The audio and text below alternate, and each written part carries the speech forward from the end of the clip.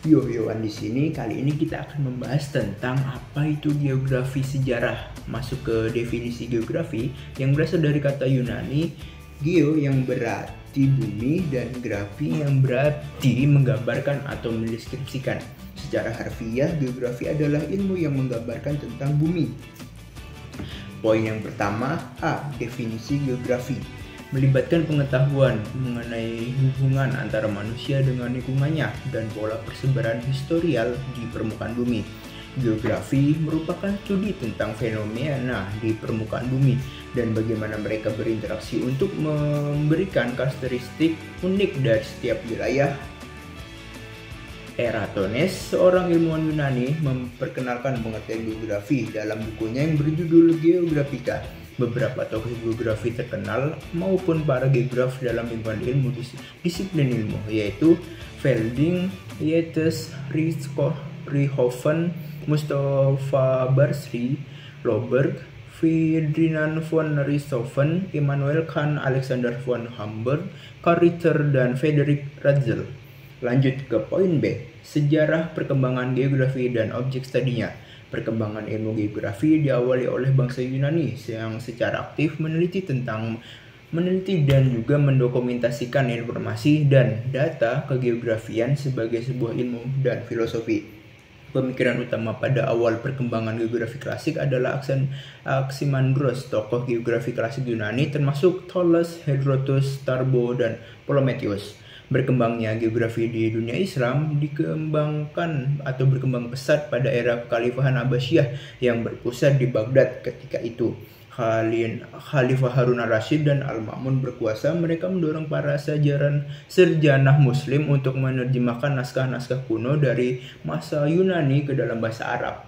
Tokoh besar ilmuwan muslim ada Khawarizmi, Abdul-Jiyad al-Bakhri, Ibnu Batutah, dan Ibnu Khaldun. Ada 4 objek formal geografi meliputi beberapa aspek, diantaranya A. Aspek ruangan. Geografi mempelajari suatu wilayah antara lain dari segi nilai suatu tempat dari berbagai kepentingan. B. Aspek lingkungan. Geografi mempelajari suatu tempat dalam kaitannya dengan keadaan suatu tempat dan komponen-komponen di dalamnya dalam suatu kesatuan wilayah. C. Aspek kewilayahan. Geografi mempelajari kesamaan dan perbedaan wilayah serta wilayah dengan ciri khas. D. Aspek waktu. Geografi mempelajari perkembangan wilayah berdasarkan periode waktu ataupun perkembangannya dan perubahan dari waktu ke waktu. Ada 3 lingkup studi ilmu geografi, yaitu yang pertama kajian terhadap wilayah atau regional, kedua interaksi antara manusia dengan lingkungan fisik yang merupakan salah satu bagian dari keanekaragaman wilayah, yang ketiga persebaran dan kaitan antara penduduk manusia dengan aspek-aspek keruangan dan usaha manusia untuk memanfaatkannya. Studi terbaru di bidang ilmu geografi yang berkembang seiring pesatnya perkembangan teknologi yang mempelajari cara-cara memvisualisasikan dan menganalisis data dan informasi geografi dalam bentuk peta, diagram, foto udara, dan citra hasil penginderaan jauh dari satelit. Poin ketiga, C. Definisi pemahaman sejarah. Memang banyak definisi dan pengertian mengenai arti daripada sejarah, di mana dalam bahasa Inggris disebut history atau sejarah, walaupun kata tersebut berasal dari kata benda Yunani, historia, yang berarti ilmu. Herodotus, the father of history, mengatakan sejarah tidak berkembang ke arah ke depan yang dengan tujuan yang pasti, melainkan bergerak seperti lingkaran yang tinggi rendahnya diakibatkan oleh keadaan manusia. Poin keempat, yang D. Tugas ilmu sejarah dan metode penelitian sejarah. Ilmu sejarah bertugas membuka kegelapan masa lampau umat manusia, memaparkan kehidupan manusia dalam berbagai aspek dan mengikuti perkembangannya dari masa yang paling tua sampai hari ini. Suatu pengetahuan haruslah memenuhi kriteria atau persyaratan sebagai ciri ilmu tertentu. Yang pertama, memiliki tujuan dan objek sasaran tertentu. Kedua, ilmu itu harus memiliki metode. 3, bersifat sistematis. 4, bersifat empiris. 5, bersifat rasional. Dan 6, dapat diverifikasi. Dalam bidang sejarah, topik penelitian harus menemui beberapa persyaratan. Di antaranya adalah pertama, topik itu harus menarik dalam arti menarik sebagai objek penelitian.